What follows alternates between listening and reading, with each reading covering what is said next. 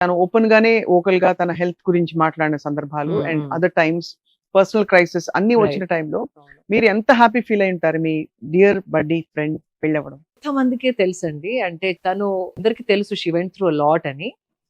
కానీ దగ్గరుండి చూసిన వాళ్ళకి దాని depth what all she did, తన హెల్త్ బాలేనప్పుడు, మ్యారేజ్ బ్రేక్ అయినప్పుడు ఎన్ని ఎమోషన్స్ తోని తన గ్రాపుల్ చేసింది.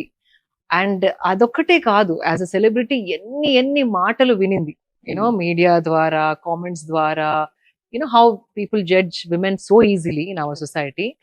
అవన్నీ ఎదుర్కొంటూ తన హెల్త్ ని మళ్ళీ టర్న్ అరౌండ్ చేసి తనకు వచ్చిన ఇష్యూని యూనో కనుక్కొని దాన్ని ఎలాగైతే she can make it workable, అంటే తన ఇష్యూ ఉన్నా కూడా మళ్ళీ వర్క్అవుట్ చేయడానికి, మళ్ళీ వర్క్ చేయడానికి it took her some 3 years to understand what was happening with her ailments.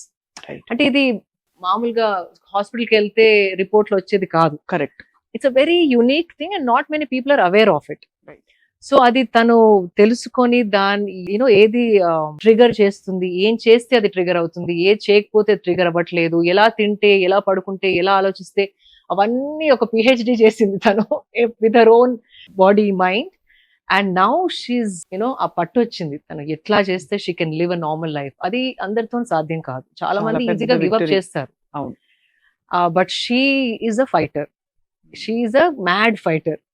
And our spirit valle she is who she is, and that's why so many millions of people like for who she is.